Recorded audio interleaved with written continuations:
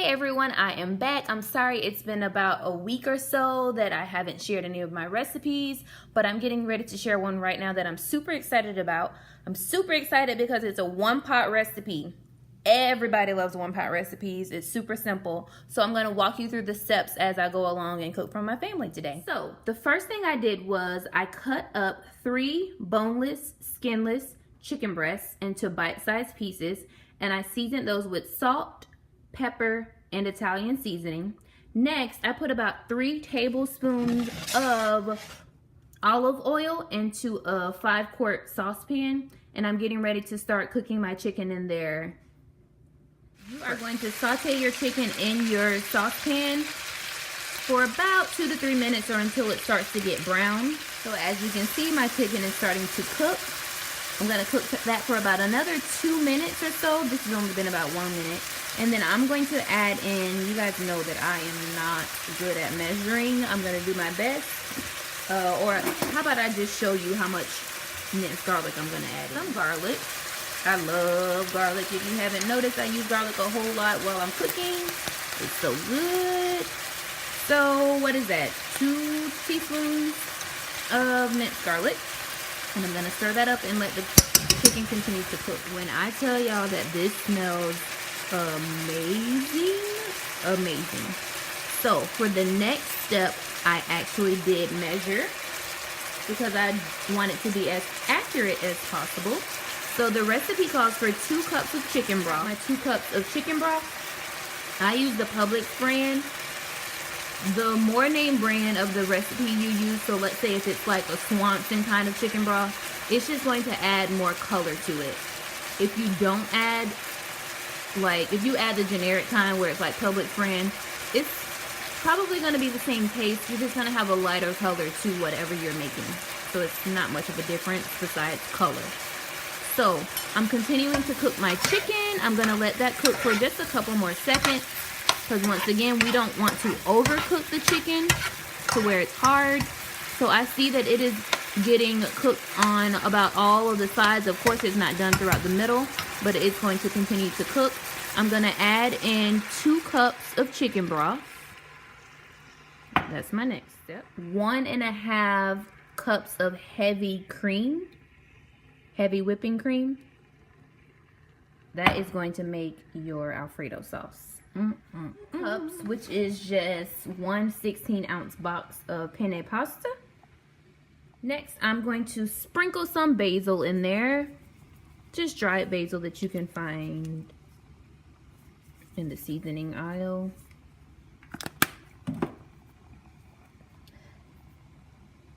Then I am going to mix this together very well. The purpose is to bring this to a boil.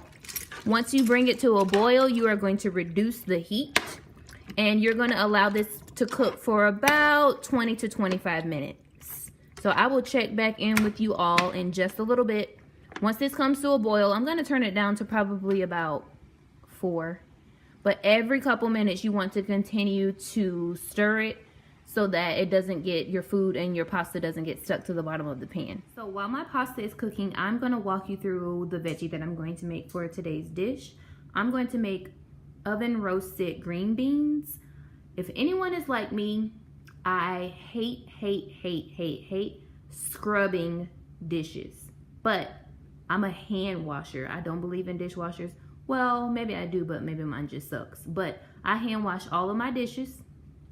So an oven hack that I've learned is when you're putting something in the oven, if you can, line it with foil so that when you are done cooking it, you just pick up that foil and throw it in the trash can. Can I get an amen? So the first thing I did was I rinsed off my green beans. Ingredients right here are all you need for this recipe. So I'm first gonna start off with my olive oil. I don't measure, so pay attention. You're gonna pour those bad babies on there, yes. And then you are next going to take some salt. You are going to sprinkle some salt in there. Is it coming out? Yes. And then you're going to get some pepper. If you really wanna be fancy, you can get fresh ground pepper, but I'm not, so I'm gonna sprinkle some of that in there. Yes. And then you are going to take some onion powder. You are going to sprinkle some onion powder on those bad boys. I'm going to add a little bit more onion powder for flavor. Then I'm going to get some garlic powder. Oh, my garlic powder is brand new. Hold on, y'all. I got to open up my garlic powder. All right, I got my garlic powder. I'm going to sprinkle some garlic powder on there. And then you are going to mix that all together. And then you're going to lay it on your baking sheet. All right, you're going to do your best to spread it out evenly. And then you are going to put this in the oven for 30 minutes on 425 degrees. So, at the halfway point, what is half of 30? Y'all know I'm a teacher. 15 minutes, you're going to take it out of the oven, stir it because you want it to cook evenly all throughout. And then you put it back in the oven on 425, finish it up for those 15 minutes. And voila, you're done. As the green beans are cooking in the oven, my pasta just finished up. I think I said 20 to 25 minutes earlier. I meant 15 to 20. My apologies. Don't overcook it. I kept my heavy cream and I also kept my chicken broth nearby because however you like your Alfredo sauce is how much you're going to pour each of these into it.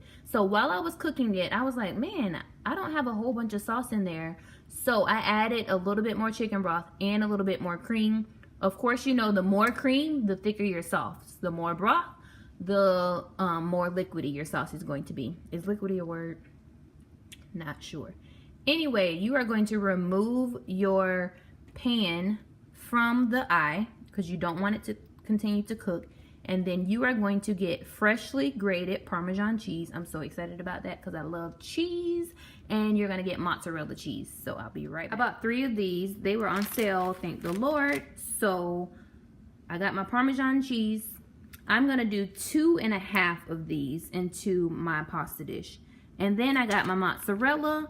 I'm going to add, this is 8 ounces. I'll probably do most of this, but not the entire thing because I don't want it to be extremely cheesy.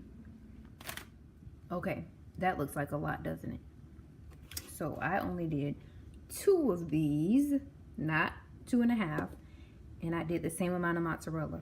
I'm gonna see how cheesy it is without me adding the other half in there because I'm scared. So let's see how this goes. My prediction was a little right. This is a lot of cheese. It looks amazing, but it's too thick. So I'm gonna add in some more broth. Not a lot. And I'm going to let that kind of loosen it up a little bit. It looks so good, y'all. Like, I'm so excited. Oh my gosh, look at that, look at that. Ooh, ooh, ooh, ooh.